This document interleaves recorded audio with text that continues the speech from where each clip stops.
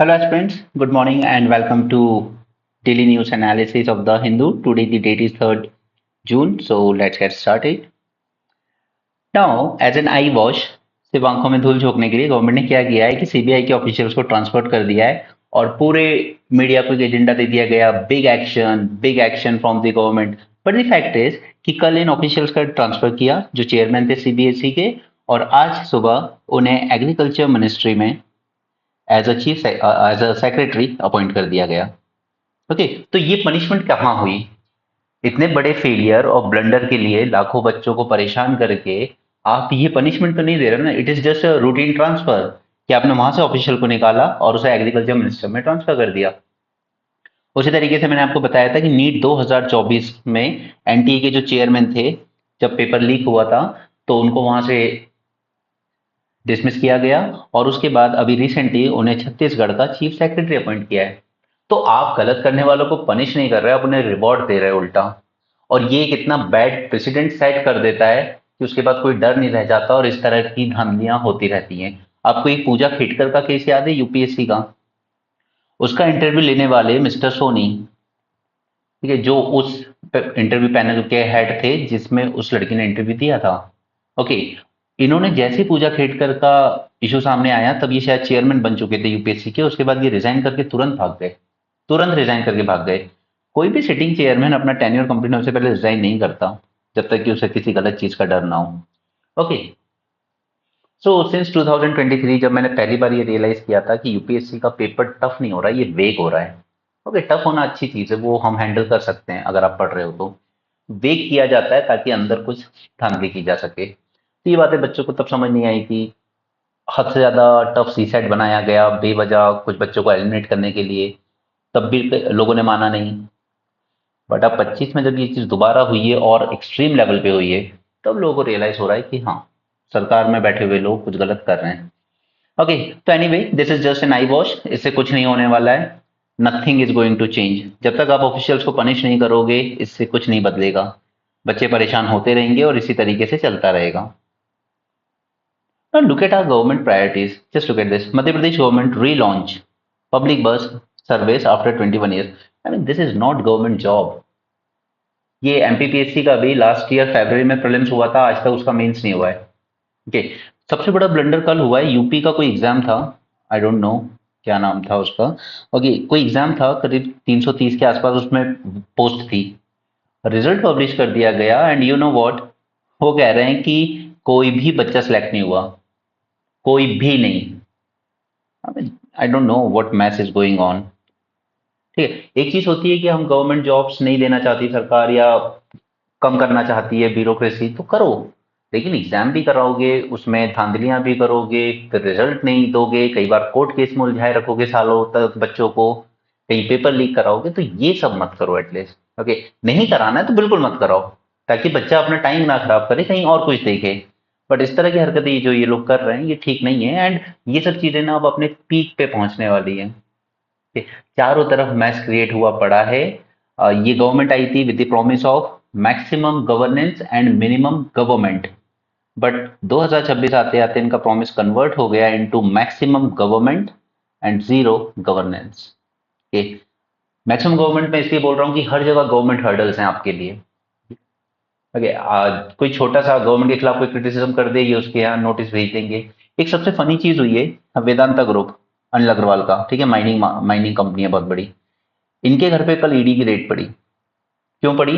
क्योंकि कुछ महीनों पहले इन्होंने अडानी ग्रुप के खिलाफ केस किया था कि हमने एक प्रोजेक्ट में अडानी से बेटर बिडिंग की थी, लेकिन उसके बाद भी सरकार ने क्राइटेरिया चेंज करके हमें आउट कर दिया और अडानी ग्रुप को इसका टेंडर मिल गया।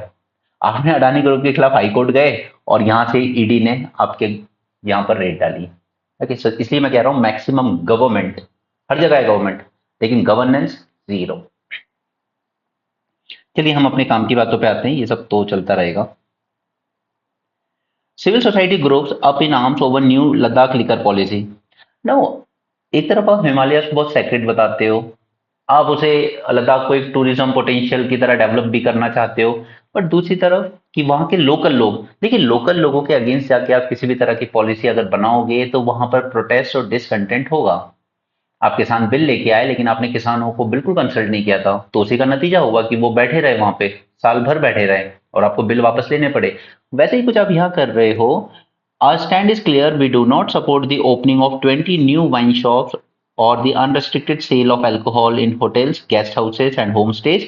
We want a safe, healthy, and drug-free future for Ladakh. अगर लोकल लोग ही ये चाहते हैं तो फिर से डेमोक्रेसी का मतलब क्या था कि जो पब्लिक है वो रूल करती है अपने इलेक्टेड रिप्रेजेंटेटिव्स की वजह से के थ्रू। लेकिन यहाँ पर क्या हो रहा है कि ये जो इलेक्टेड रिप्रेजेंटेटिव्स है इनकी तो कोई सुन नहीं रहा है। जो लेफ्टिनेंट गवर्नर है वहां के, बस वो अपने ब्यूरोक्रेसी के थ्रू कुछ भी रूल्स बनाए जा रहे हैं, इंप्लीमेंट किए जा रहे हैं। And public is just a receiver. Participation कहाँ है यहाँ पे? पार्टिसिपेटिव डेमोक्रेसी की बात करते थे ना हम, तो पार्टिसिपेशन तो है ही नहीं। ओके, नाउ मैंने आपको कल जो हमारे यहाँ फॉरेस्ट एक्ट 1980 उसमें जो इंपॉर्टेंट अमेंडमेंट्स हुए थे 2023 और 2025, ये इसके नोट्स मैंने आपको टेलीग्राम चैनल पे डाल दिए थे। अब मैं ये देखना चाहता हूँ कि आप में से कितनों ने उसके शॉर्ट नोट्स बनाए हैं और वो मुझे सेंड करते हो आप या नहीं करते। ओके, तो हम इसी तरीके से चीजें करते जाएंगे। हम लास्ट तक मत रखना, ठीक है? कोई भी चीज लास्ट तक मत रखना। अभी संडे आने दो, मैं आपको पॉलिटी का भी रिवीजन शुरू कराऊंगा एमसीक्यू के फॉर्म में। आपके डाउट क्लियर जो करने होंगे वो करूंगा और आपको मॉक क्वेश्चंस अपने साथ प्रैक्टिस कराऊंगा अभी से। ओके, लास्ट के लिए हम बहुत कम चीजें छोड़ेंगे इस बार, कि लास्ट के 1-2 महीने में आप बहुत चिल रहोगे, सिर्फ रिवीजन पे फोकस करोगे। ओके, तो यहाँ पे फॉरेस्ट राइट एक्ट में जो अमेंडमेंट हुए थे वो मैंने आपको कल पोस्ट कर दिए। मैं आपके साथ ये भी करना चाहता था, फॉरेस्ट राइट एक्ट 2006 और ये पैसा, ठीक है, इसके भी नोट्स मैं आपके साथ शेयर करना चाहता था, बट मैं एक साथ आप पे इतना बर्डन नहीं डालना चाहता था, इसलिए मैंने इसको रोक दिया था। ओके, तो यहाँ पर इन लोगों ने क्या किया है कि इसके अंडर में एक टास्क फोर्स बनाई है, जो छत्तीसगढ़ गवर्नमेंट ने। तो वहां पर वो क्या करेगी, इस लॉ के इंप्लीमेंटेशन को फास्ट ट्रैक करेगी। एक तो ये जो फॉरेस्ट राइट एक्ट 2006 वाला है ना, इसमें प्रॉब्लम है कि यहाँ पर ये क्या देता है, फॉरेस्ट ड्वेलर्स और ट्राइबल्स को लैंड राइट्स दे रहा है कि अगर आप पिछले 75 सालों से यहाँ पे रह रहे हो तो आपको ये जमीन दी जाएगी। लेकिन इसमें मोर देन 80% रिजेक्शन हो रहा है। जो भी एप्लीकेशन आती हैं कि हम लोग यहाँ रह रहे हैं, हमारे पूर्वज यहाँ रहते थे, ये जमीन हमारी है, तो उसमें जो क्लेम आ रहा है उसमें 80% से ज्यादा क्लेम रिजेक्ट कर दिए जा रहे हैं। और फ्रॉड ये चल रहा है कि बाहर से रहने वाले बिजनेसमैन, ठीक है, स्मॉल बिजनेसमैन, आसपास के लैंड ओनर्स जो ट्राइबल्स भी नहीं है, वो लोग इस फॉरेस्ट एरिया को मैनिपुलेट करके वहां की जमीन अपने नाम करवा रहे हैं। कहीं वो फर्जी सर्टिफिकेट बनवा रहे हैं ट्राइबल्स के, कहीं वो किसी और ट्राइब के नाम पे ले रहे हैं, ठीक है, जो आप कहते हो बेनामी प्रॉपर्टी काइंड ऑफ सीन। तो फॉरेस्ट राइट एक्ट में धांधलियां बहुत हो रही हैं।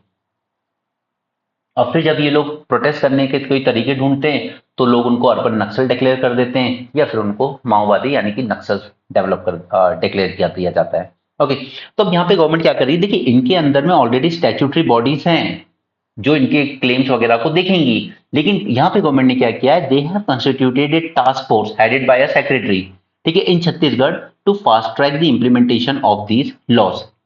Now, this undermine the statutory bodies set up under these laws and institutionalize the role of संघ परिवार लिंक आउटफिट। ठीक है, संघ परिवार को आप साइड रख दो, मैंने उस दिन बताया भी था आपको कि किस तरीके से वो लोग क्रिश्चियनिटी में कन्वर्ट हो गए ट्राइब्स को, उनको उनसे ट्राइबल राइट्स छीन लो, उनसे कॉन्स्टिट्यूशनल प्रोटेक्शन छीन लो, इस तरह की बातें हो रही है। ठीक है, वो चलो पॉलिटिकल है, लेकिन हम अगर अपने एग्जाम पॉइंट ऑफ व्यू से देखें तो इन एक्ट्स के अंडर में जो स्टैट्यूटरी बॉडीज बनाई गई हैं उनको काम करना चाहिए, ना कि कोई अलग से आप एक टास्क फोर्स बना दोगे चीफ सेक्रेटरी के अंडर में और वो डिसाइड करेगी।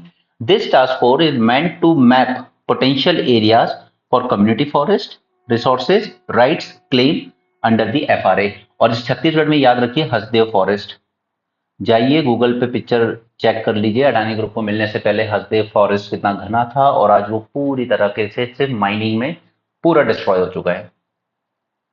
ओके, तो हम इन दोनों एक्ट्स को तैयार करेंगे, इनके प्रोविजंस मैं आपको आज टेलीग्राम चैनल में पोस्ट कर दूंगा और मैं चाहूंगा कि आप उसके शॉर्ट नोट्स बनाकर शेयर करें।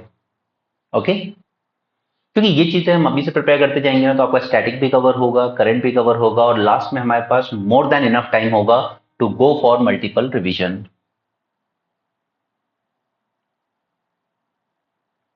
चलिए आज हमारे पास दो बहुत इंपॉर्टेंट टॉपिक हैं। ये सब छोड़िए आप, ठीक है, ये एलएससी के सेटलमेंट को लेकर कुछ बात है, लेकिन क्या है, ये it is more of a suggestion. लेकिन जब तक कुछ ग्राउंड लेवल पे कुछ मेन चीज ना हो, यूपीएससी आपसे पूछने वाला भी नहीं है और आपको जानना भी नहीं। अगर आपको पीछे की कहानी पता है कि डिस्प्यूट है क्या, ठीक है, और वो बाय दिस टाइम आपको पता ही होगा।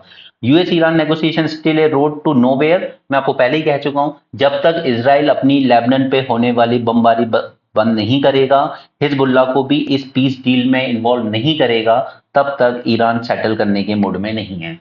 और जब तक ईरान सेटल नहीं करेगा, तब तक स्ट्रेट ऑफ हॉर्मुज पूरी तरीके से ओपन नहीं होगी। और जब तक ये ओपन नहीं होगी, तब तक यहां से होने वाला ट्रेड का फ्री फ्लो नहीं हो पाएगा। ओके। और यूएसए ने अपनी तरफ से तो ऑफर दिया है कि मैं आप पे से सैंक्शन हटा लूंगा, आपके जो फंड फ्रीज हुए हैं उनको रिलीज कर दूंगा। ओके। और आपको एक सीज फायर भी अनाउंस कर दिया जाएगा कि आपके अगेंस्ट कोई अटैक नहीं होगा। लेकिन ईरान चाहता है, उसकी जिद है कि आप पहले इसको इंक्लूड कीजिए, ठीक है। और क्योंकि यूएसए चाहता है कि आपकी जो प्रॉक्सीज हैं तीन, हमास, हाउदी एंड हिजबुल्ला, इन तीनों को भी आप सपोर्ट करना बंद करें। बट ईरान का मानना है कि नहीं, ये नहीं हो सकता, या तो उन सबको भी पीस डील में शामिल किया जाए। और इसराइल कभी ये होने नहीं देगा, क्योंकि लेबनान लगा है बिल्कुल इसराइली बॉर्डर से, और कोई भी देश अपनी बॉर्डर के जस्ट बियॉन्ड आतंकी संगठन नहीं चाहता। ओके। और सच तो ये है कि इसराइल पीस चाहता भी नहीं है इस रीजन में। एनीवे, बट ऐसा कुछ इसमें कोई इंप्रूवमेंट नहीं है। 2 दिन पहले मैंने आपको इस इशू को पूरा टाइमलाइन समझा दी थी, तो यहाँ पर अभी कोई फर्दर चेंजेस नहीं हुए हैं, इसलिए इसको भी हमें देखने की जरूरत नहीं है। Okay, land pooling. चलिए लैंड पूलिंग के बारे में पहले मैं आपको सिंपल बता देता हूँ अभी क्या होता है हमारे यहाँ। देखिए, एक तो पहले से जब आपको डेवलपमेंट करना हो सिटी में, तो इंडिया में लैंड ले पाना गवर्नमेंट के लिए मुश्किल ही होता है। उसके बाद 2013 में एक एक्ट लेकर आए थे, क्योंकि नोएडा में कुछ ऐसे केस आए थे कि यहाँ पे किसानों की जमीन ले ली गई है जबरदस्ती। फिर राहुल गांधी उनके साथ प्रोटेस्ट में शामिल भी हुए, और वो बंदा पहला ऐसा इंसान होगा जो किसानों के साथ खड़ा था अपनी ही सरकार के खिलाफ। 2013 में कांग्रेस की गवर्नमेंट थी, मनमोहन सरकार, उन्हीं के खिलाफ खड़ा था वो बंदा कि नहीं, लोगों की जमीन अगर ली है तो सही कंपेंसेशन दीजिए।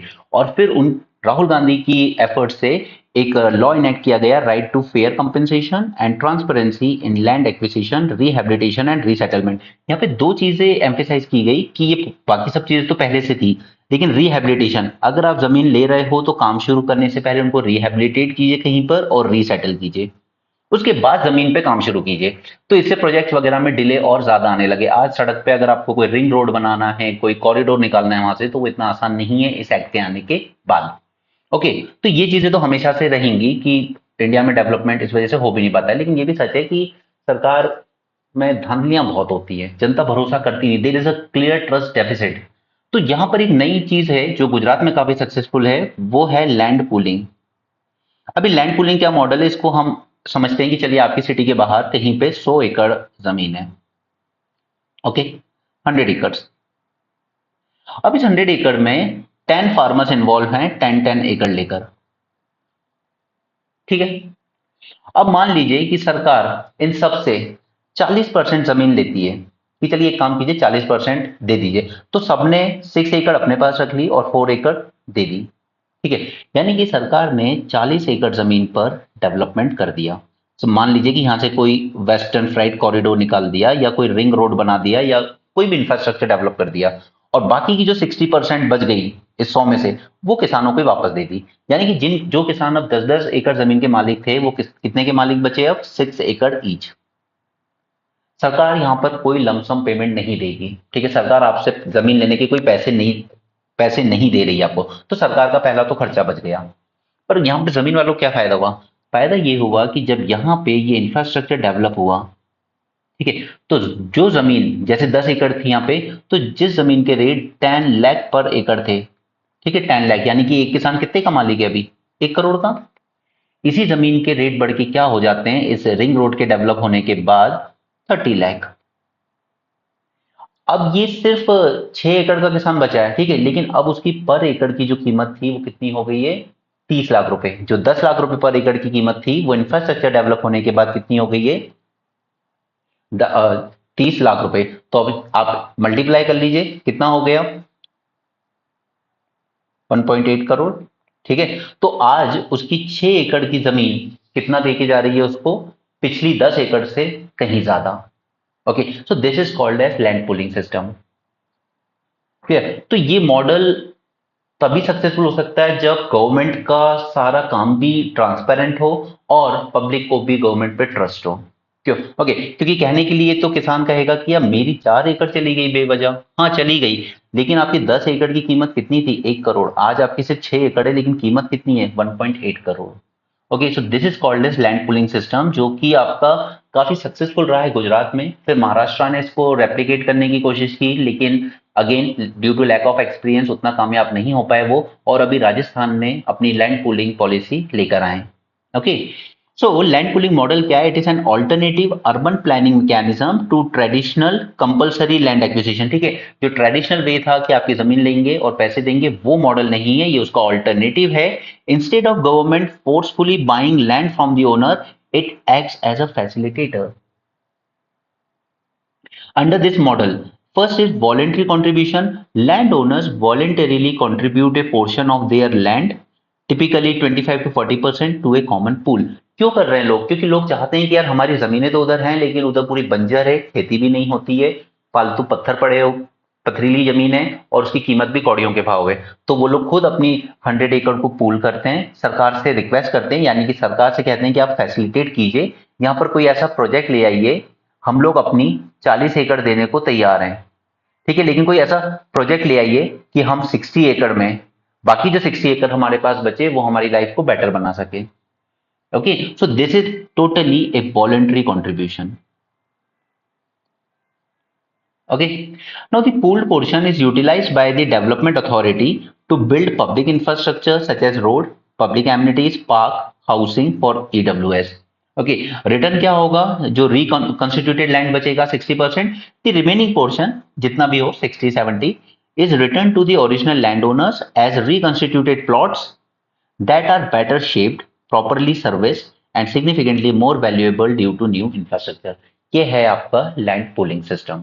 ओके, तो इसकी स्ट्रेंथ क्या है? इसकी 3 स्ट्रेंथ है। सबसे पहले एक तो ये पार्टिसिपेटरी मॉडल है, पीपल सेंट्रिक, यानी जनता रिक्वेस्ट कर रही है कि आप इस एरिया में, हम जमीन दे रहे हैं, आप कुछ प्रोजेक्ट ले आइए। तो it reduces the force displacement, क्योंकि हमने खुद वॉलंटरली डिसाइड किया है। It ensure equitable benefit sharing and give land owners a direct stake in urban development, क्योंकि अब मेरे पास जो 60 मेरी 6 एकड़ बच गई है, उसमें बहुत अच्छा डेवलपमेंट होगा यहाँ पर, और मैं अपना कुछ बिजनेस कर सकता हूँ, मैं कोई रेसिडेंशियल हाउसिंग भी बना सकता हूँ, मैं कुछ भी काम कर सकता हूँ यहाँ।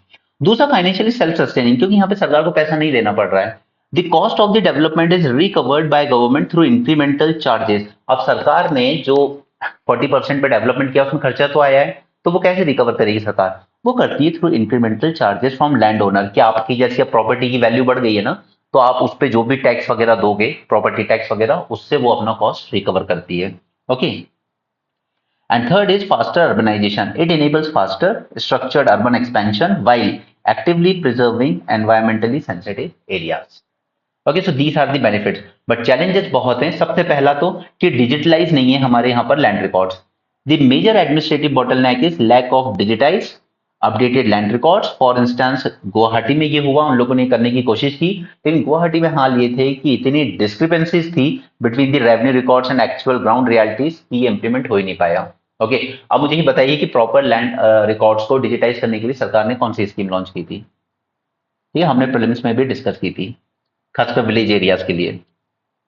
Outdated rigid statutory provision. अब सरकार के खुद के कुछ लॉज ऐसे हैं जिनकी वजह से इस तरह की डेवलपमेंट करना पॉसिबल नहीं हो पाता है, क्योंकि यहां पर क्या चाहिए आपको? जो लॉज हैं वो टाइम के साथ अपडेट होते रहने चाहिए, लेकिन सरकार की खुद की जो टाउन प्लानिंग स्कीम्स हैं वो सब आउटडेटेड है। Lack of legislative and institutional clarity. अब जैसे गुवाहाटी का एक्ट हुआ था, ठीक है, पर वहां पर कोई रोल ही क्लियर नहीं था, रेवेन्यू रिकॉर्ड्स कुछ और बोल रहे हैं, ग्राउंड रियलिटी कुछ और है।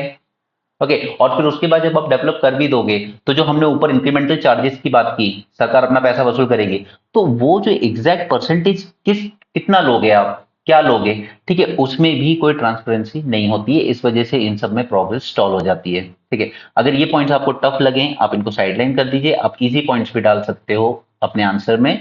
लैक ऑफ एडमिनिस्ट्रेटिव एक्सपीरियंस, तो ये राजस्थान ने जैसे अभी लेकर आई है, या इससे पहले महाराष्ट्र लेके आया, वो इसीलिए फेल हुए क्योंकि उनके पास वो एक्सपीरियंस नहीं था। गुजरात के पास ये एक्सपीरियंस था, क्योंकि ये ब्रिटिशर्स जो राजा महाराजा भी थे सौराष्ट्र के, तब से इसी तरह का सिस्टम चल रहा था वहां पर। ठीक है, इसलिए वहां पर उनकी फैमिलियरिटी थी इस मॉडल से, तो वो सक्सेसफुल हुआ। ठीक है, तो यहाँ पर एडमिनिस्ट्रेटिव ट्रेनिंग की जरूरत पड़ेगी आपको। Then balancing the financial burden and land value calculation. अब वही है कि सरकार शुरू में खर्चा करना पड़ेगा, लेकिन उसके बाद फिर जो लैंड की वैल्यूएशन, जैसे मैंने आपको एग्जांपल दिया 30 लाख हो गई है, वो वैल्यूएशन आप फेयरली ट्रांसपेरेंटली कर रहे हो या नहीं। Authorities must carefully calibrate land value calculation if the financial burden or incremental charges levied on landowners during development are too high or poorly managed, तो फिर स्कीम अनअट्रैक्टिव बन जाएगी लोकल्स के लिए। ये कि अगर मैं वहां मेरी 6 एकड़ बच भी गई, लेकिन आपने इंक्रीमेंटल चार्जेस इतने हाई रखे हैं कि मुझे हर महीने हर साल आपको टैक्स देना पड़ रहा है उतना, तो convincing and communicating with land owners. अब ये बहुत जरूरी होता है कि ऐसे में ट्रस्ट आपको बहुत जरूरी है। सरकार को जनता पे ट्रस्ट हो, जनता को सरकार पे हो, तो उसके लिए जरूरी हो जाता है कम्युनिकेशन, कि आप समझा पाओ उन्हें कि इससे आपको क्या बेनिफिट होंगे। वरना तो कई किसान है देश में जो 10 एकड़ जमीन लेकर बैठे हैं, लेकिन उसके बाद भी बाहर नौकरी कर रहे हैं 8,000 10,000 रुपए में। उनकी जमीन किसी काम की नहीं है, क्योंकि वहां पे कोई डेवलपमेंट नहीं आया। आप बना दीजिए वहां पे कोई एक बड़ा स्कूल या बड़ा कॉलेज, वो डेवलपमेंट अपने आप आ जाएगा। ओके, चलिए, ये तो मुझे आपको लैंड पूलिंग पॉलिसी, ये कभी एग्जाम में डायरेक्ट नहीं पूछी जाएगी, ये सिर्फ आपकी अंडरस्टैंडिंग के लिए था कि क्या होती है। हमारे पास काम के सबसे जो टॉपिक्स हैं आज, वो है एक तो इंडिया की चिप इंडस्ट्री। ठीक है, क्यों? क्योंकि हम इसमें टोटली ओवर रिलायंट होते जा रहे हैं इंपोर्ट पर।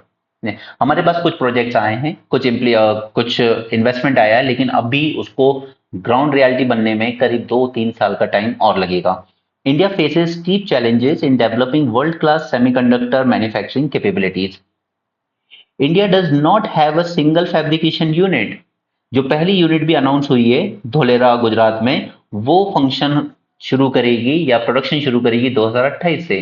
और जब तक आपके पास फैब्रिकेशन यूनिट जब तक तैयार नहीं होंगे, तब तक आप आगे तैयार नहीं कर सकते। Okay, and 10 in various stages of development. सरकार ने बहुत सब्सिडाइज भी कर दिया इसको। ठीक है, करीब ओवरऑल 50% तक की सब्सिडी देना शुरू कर दी कि आप इन्वेस्ट कीजिए। अगर आप 20 करोड़ कर रहे हैं तो सरकार उस पर 50% सब्सिडी देगी आपको। ठीक है, इंडिया सेमीकंडक्टर मिशन हमने लॉन्च करा, इसके अंतर्गत सरकार 76,000 करोड़ का कॉर्पस बनाया कि सरकार भी इतना इन्वेस्ट करेगी आपके साथ। आप ये फैब्रिकेशन यूनिट, सेमीकंडक्टर की पूरी जो चेन है, वेफर्स वगैरह जो लगते हैं, इन सबका प्रोडक्शन यहाँ पे शुरू कीजिए। ओके, तो मैंने आपके साथ इंडियन सेमीकंडक्टर मिशन, ठीक है, ये मैंने आपको पहले समझाया था। इसके नोट में दोबारा आज टेलीग्राम पे डाल दूंगा, आप शॉर्ट नोट्स बना लीजिएगा, लास्ट के लिए मत छोड़ना। ठीक है, अभी आलस करोगे तो उधर फिर रश करोगे, और फिर आपका पूरा साल खराब होता है उसमें, अगर आप वहां पे ढंग से रिवीजन नहीं कर पाए।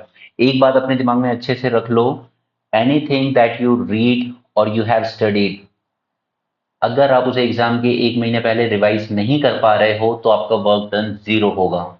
ओके, ये मत कहना मैंने साल भर बहुत मेहनत की थी। आपने साल भर जिन चीजों पे मेहनत की, उन्हें लास्ट के 1 मंथ में आपने रिवाइज करने के लिए टाइम बचाया ही नहीं, तो वो पूरा वर्क डन जीरो हो जाता है। ऑलराइट, चलिए, मुझे सेमीकंडक्टर के रिस्पेक्ट में आपको इस आर्टिकल से जो इंपॉर्टेंट पॉइंट्स मुझे लगे जो हमें बिल्कुल याद रखने चाहिए, वो है यहाँ पर। ठीक है, देखिए, पहले तो नीति आयोग की एक रिपोर्ट आई है, future of India semiconductor industry. उसने कहा है कि इंडिया का जो डोमेस्टिक सेमीकंडक्टर इकोसिस्टम है, it is not yet equipped to fully meet the domestic demand. Okay, this is one thing कि हमारा जो इकोसिस्टम है, पूरा इकोसिस्टम में पूरी बात आ जाती है यार। देखो, रेयर अर्थ एलिमेंट्स भी चाहिए हमें, फिर उसके बाद हमें वेफर्स भी बनाने होंगे सिलिकॉन के, उसके बाद हमें अपनी ये फैब्रिकेशन यूनिट भी लगानी होंगी उसके लिए, तो और उसके बाद जाके हम उसकी डिजाइनिंग करके सेमीकंडक्टर को प्रोड्यूस कर सकते हैं। तो ये जो पूरा इकोसिस्टम है सेमीकंडक्टर का, it is not yet equipped to fully meet the domestic demand. अब हम लोग इतनी सारी डिजिटलाइजेशन जैसी चीजें तो कर रहे हैं, लेकिन डोमेस्टिक डिमांड मीट करने के लिए हमारे पास पूरा इकोसिस्टम तैयार नहीं है। तो इससे क्या बढ़ता जा रहा है, हमारी इंपोर्ट डिपेंडेंस बढ़ती जा रही है। Even the semiconductor chips utilized in local domestic electronics assembly operations are largely sourced from outside the country and majorly from China. और ये लेके आता है जियोपॉलिटिकल रिस्क। ठीक है, जैसे सब चिप का सबसे बड़ा हब कौन सा है? ताइवान। इसलिए चाइना चाहता है ताइवान कैप्चर करना। वो तो उसके पुराने हिस्टोरिकल रीजन भी है, बट अभी के कंटेक्स्ट में सबसे बड़ा रीजन है कि ताइवान प्रोड्यूस करता है 70% ऑफ वर्ल्ड चिप्स, और बाकी जो 30% बच गया वो चाइना खुद करता है। अगर इसने ताइवान को ले लिया तो ये पूरे वर्ल्ड के चिप मार्केट को कंट्रोल करेगा। और इसलिए मैं कहता हूं आपसे कि अगर सबसे बड़ी वॉर कोई होगी वर्ल्ड में, तो वो यही होगी चाइना यूएसए की, और वो होगी ताइवान इशू पे ही अगर कभी होना है तो। ओके, इसके अलावा बाकी जो इश्यूज हैं इनके बीच में ट्रेड वगैरह वो इतने बड़े नहीं है, लेकिन ताइवान वाला इशू बहुत सेंसिटिव है दोनों के लिए। नेशनल सिक्योरिटी इंटरलिंकेज, अब हमारे यहाँ पर हमने क्या बेवकूफी की थी, हमने डीआरडीओ की लैब में तक ओके हमने सीसीटीवी कैमरे लगा दिए which were from China, and literally बाद में ये रिपोर्ट आई थी कि ये पूरा डेटा चाइना पर कम्युनिकेट कर रहे थे ये सीसीटीवी कैमरास। ओके, इतनी बड़ी बेवकूफी करते हैं हमारे so called senior bureaucrats. Okay, तो ये इंडिया की सिक्योरिटी के लिए भी एक खतरा बन जाती है, ये interdependence. The defense components are increasingly deployed in aerospace and strategic military infrastructure. Reliance on foreign-made semiconductor poses growing threat to national security. इसलिए हमें semiconductor and chips manufacturing को जितना जल्दी हो सके हमें इसे इंडिजिनाइज करना होगा, ठीक है, for a strategic sector, for a defence sector और जियोपॉलिटिकल रिस्क से बचने के लिए एंड ओवरऑल इंपोर्ट डिपेंडेंस कम करने के लिए। Alright, so this was the first point. Second is fab gestation. अब ये जो फैब्रिकेशन यूनिट होती है ना, इनको 10-10 साल लगते हैं ऑपरेशन में आने के लिए, ठीक है, बहुत टाइम लेते हैं, इनका जेस्टेशन पीरियड बहुत लॉन्ग होता है, जस्ट लाइक आपके न्यूक्लियर पावर प्लांट्स का, ठीक है, उनका भी जेस्टेशन पीरियड 10-10 साल होता है कि वो उनमें 10 साल से प्लान करोगे आप तब जाके वो ऑपरेशन हो पाते हैं। Long gestation period. Fabrication units typically require 4 to 5 years before they can successfully commence commercial production. Okay, so this is one challenge. उसके बाद ये फैब्रिकेशन यूनिट पे कैपिटल बहुत ज्यादा लगती है। वो याद करो फॉक्सकॉन का प्रोजेक्ट कितने का था, $10 बिलियन का, बहुत होता है। During the long gestation phase, unit must invest heavily in purchasing more than 50 highly specialized type of equipment from limited pool of global suppliers. फिर उसके बाद production delay, even after initial production lines are establish, processes like optimising production yield, यानी कि आप कितनी chips कितने wafers produce कर पा रहे हो, ठीक है, अगर मैं दिन में 2-4 ही कर पा रहा हूँ तो वो ऑप्टिमाइजेशन नहीं है। ओके, जैसे अगर मैं 4 बच्चों को पढ़ा रहा हूँ तो ऑप्टिमाइजेशन नहीं है, लेकिन दूसरी कोचिंग अगर 400 बच्चों को पढ़ा रहा है तो वो ऑप्टिमाइज कर रहा है अपने एफर्ट्स को। Optimizing production yield and rigorous reliability testing requires several quarters before chip can successfully hit the market. आपको उतनी ही टेस्टिंग में भी इन्वेस्ट करना पड़ता है। उसके बाद टैलेंट कंस्ट्रेंट। अब इंडिया के पास क्योंकि इसका एक्सपीरियंस नहीं है तो हमारे पास वो मैन पावर भी नहीं है उतनी टैलेंटेड और एक्सपीरियंस अभी। Developing the massive pool of highly specialised talent required to operate and engineer these fab is slow, time consuming process. Next is shift in policy direction and strategic capital investment. तो देखिए अब थोड़ा सा यहाँ पे shift की जरूरत इसलिए है क्योंकि हम ऐसे ही प्रोजेक्ट की तरफ पब्लिक फंड को डायरेक्ट करें, यानी कि सरकार जो 76,000 करोड़ रुपीस खर्च करना चाहती है वो ऐसे ही प्रोजेक्ट की तरफ डाइवर्ट किए जाएं जहां से हम बेटर बेनिफिट उठा सकते हैं, ठीक है, जैसे कि आज वर्ल्ड में चल रहा है कि एकदम 2 mm, इससे भी छोटी छोटी एनएम सॉरी, इससे भी छोटी छोटी चिप्स के ज्यादा इस्तेमाल हो रहे हैं, तो ये बहुत टिपिकल टास्क है, ठीक है, ये बहुत ही हाईली एक्सपर्टीज का काम है। अभी हम जो बना रहे हैं मोस्टली 10 नैनोमीटर तक इस लेवल की चिप्स बना रहे हैं। The report advocate for a strategic shift away from directing scarce public funds towards hyper frontier chips. अब ये रिपोर्ट यही कह रही है कि अभी आप यही बना लीजिए जो इजीली बन जा रहा है, आप इतने हाई टेक में मत जाइए, अभी उसमें पब्लिक फंड का लॉस होने के ज्यादा चांसेस हैं। Targeting mature nodes. Instead, public investment should be funneled into projects with assured financial bankability. यानी कि ऐसे प्रोजेक्ट्स में अभी इन्वेस्ट कीजिए जहां से एटलीस्ट अश्योर हो कि ये काम हम सक्सेसफुली कर लेंगे, इससे मार्केटिंग जल्दी चीज मार्केट में आ पाएगी और रिटर्न्स आ पाएंगे। Value of advance packaging rather than dismissing that packaging, ये जो हम एटीएमपी बोलते हैं ना, असेंबलिंग, ट्रांसपोर्टिंग, पैकेजिंग वगैरह, ठीक है, rather than dismissing packaging as a secondary downstream activity, the report identified it as a core production pillar, कि आप पहले इसी पे ध्यान दे लीजिए, प्रोडक्शन पे मत जाइए, आप असेंबलिंग पैकेजिंग इन्हीं पे ध्यान दे लीजिए। Prioritising advance packaging allows for rapid import substitution in high volume domestic consumer segment. इसके बाद जब आपके डाउनस्ट्रीम वाले एटीएमपी वगैरह पे काम अच्छे से कर पाओ, इसमें अपना एक्सपर्टीज डेवलप कर लो, उसके बाद आप मूव अप कीजिए वैल्यू चेन में, कि फिर आप रिसर्च एंड डेवलपमेंट और हाई टेक की तरफ जाइए, फ्रॉम सर्विसेज टू क्रिएशन। अभी हम सिर्फ जैसे हमने वो ये टीसीएस वगैरह विप्रो ये सब क्या थी पहले, ये सिर्फ सर्विस प्रोवाइड करती थी फॉरेन कंपनियों को। ओके, उसके बाद फिर ये आए कि हम सॉफ्टवेयर बना के दे सकते हैं, हम कोडिंग बहुत अच्छे से करके दे सकते हैं, फिर हमने वैल्यू चेन में ऊपर जाना शुरू किया। From services to creation, to transition India from a mere service-led design base to a creator of proprietary intellectual property, the state must build deep sovereign design, research and material science capabilities, ठीक है। और उसके लिए जरूरत क्या होगी, वो talent pool की भी जरूरत होगी, तब जाकर आप इस लेवल की रिसर्च एंड डेवलपमेंट कर सकते हो। Integration of advance advance tech, तो ये यहाँ पर रिपोर्ट कह रही है कि you should harness the agentic AI for advance semiconductor engineering, research and development excellence and next generation system architecture. Mostly बोल बच्चन टाइप की चीजें ये, बट एक और इंपॉर्टेंट चीज है, वो है जियोपॉलिटिकल अलाइनमेंट। हमें ट्रस्टेड पार्टनर्स की जरूरत होगी यहाँ पर, उसके बिना काम नहीं बनेगा। ओके, बिकॉज जो चाइना जिसपे पूरा वर्ल्ड इस वक्त डिपेंडेंट है इन चीजों के लिए, it is like an adversary in chip making ecosystem. Okay, leveraging global alliances. So India must aggressively collaborate with defined list of priority partners such as US, Japan and European Union and South Korea. तो chip making में हम लोग जितनी जल्दी in partner से collaborate करें, उतना ही हम चाइना से अपने ओवर रिलायंस को कम कर सकते हैं। ठीक है, उसके बाद ये फालतू की बातें, मार्केट स्केल को बढ़ाना, talent pool, design capacity etcetera. Okay, तो यहाँ पे इस आर्टिकल में बहुत सारे काम के पॉइंट्स थे, इसमें से जो 4-5 पॉइंट्स आपको ठीक लगे अपने नोट्स में लिख लेना। ओके, और जो इजी लगे वही लिखना, ज्यादा स्ट्रेस की जरूरत नहीं है। मेंस में इस वक्त कंपटीशन उतना नहीं है जितना प्रीलिम्स में है। ओके, इजी पॉइंट्स रखो जो याद रह जाएं, इसलिए आपके दिमाग में नेचुरली फ्लो हो और आप अच्छा आंसर लिख सको। The need for strengthening India EV supply chain. अब जैसे सेमीकंडक्टर में हम लोग डिपेंडेंट है ना इंपोर्ट पे, उसी तरीके से हम ईवी में भी डिपेंडेंट हैं। ठीक है, कार्स ही नहीं, हम बैटरी के लिए पूरी तरीके से डिपेंडेंट हैं, हम इसमें यूज होने वाले रॉ मटेरियल्स के लिए पूरी तरह डिपेंडेंट हैं। तो यही हाल हमारे वहां भी है कि हम ईवी ईवी की बात तो कर रहे हैं, सरकार ने बहुत बेनिफिट वगैरह देना शुरू कर दिए, लेकिन जो मैन्युफैक्चरिंग जो डिपेंडेंस थी वो नहीं कर पाए, और वो हमारी डिपेंडेंसी दूसरों पर ही बनी हुई है। सो इस ईवी को सप्लाई चेन बनाने में हमें चैलेंजेस क्या आ रहे हैं, 4-5 चैलेंजेस यहाँ लिखे, जो एक दो आपको याद रखने हैं, रख लेना। Right now India imports vast majority of lithium ion batteries and critical raw materials mainly from China.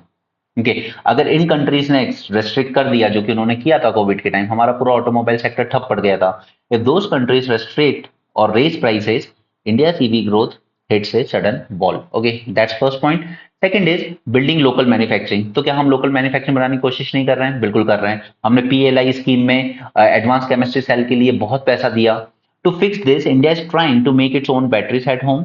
While the government has approved major battery making projects under Advanced Chemistry Cell (PLI) scheme, the local mass production is still in very early stages and need to scale up quickly. लेकिन कैसे बनाओगे battery जब आपके पास raw materials ही नहीं है? Vulnerability to geopolitical shock like supply chain blockage, जो China ने किया था, इंटरनेशनल कन्फ्लिक्ट, ओके, जैसे चाइना के साथ हमारी उस टाइम गलवान वैली वाला इशू, ठीक है, and policy changes in manufacturing hubs directly impact battery cost. When global costs rise, EV become more expensive for everyday Indian consumer. तो फिर हम क्या करें? लिथियम का हमारे पास सोर्स नहीं है, बैटरी हम बना नहीं पा रहे हैं, तो हम क्या करें?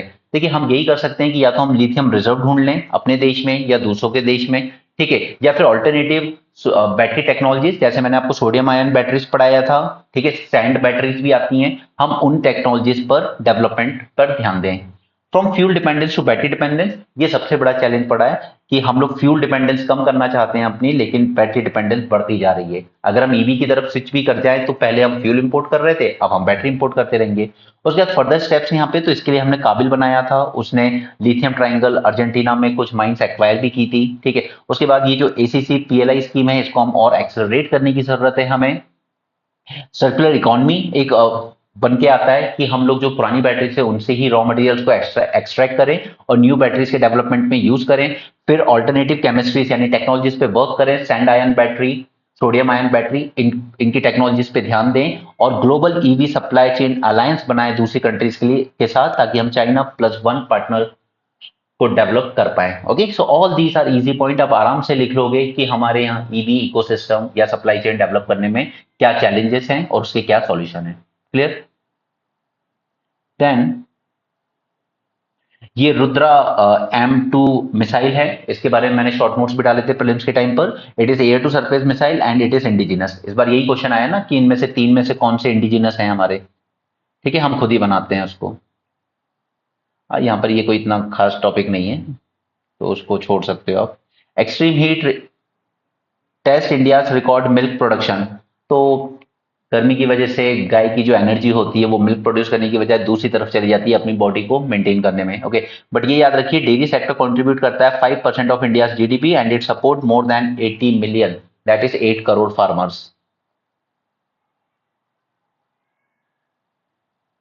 ओके, बाकी यहाँ पर और कुछ काम का नहीं है, मुझे आज ये लेक्चर थोड़ा जल्दी खत्म करना होगा because I have some work to do. Okay, ये मैं आपको इस पे डायरेक्ट नोट दे दूंगा, बट अभी मुझे इस लेक्चर को ही खत्म करना होगा। So that's it for this. Thank you and please keep checking Telegram channel, and अगर आपको इसकी हाईलाइटेड पीडीएफ चाहिए न्यूज़पेपर की तो आप इस नंबर पे मुझे व्हाट्सएप करके ले लें। ओके, और मेंटरशिप का प्रोग्राम जो है वो हम आफ्टर 15 डेज शुरू करेंगे ऑन पेड बेसिस, तब तक सारी चीजें फ्री चलेंगी। Okay, so that's it for this session, thanks for joining, have a great day and keep learning.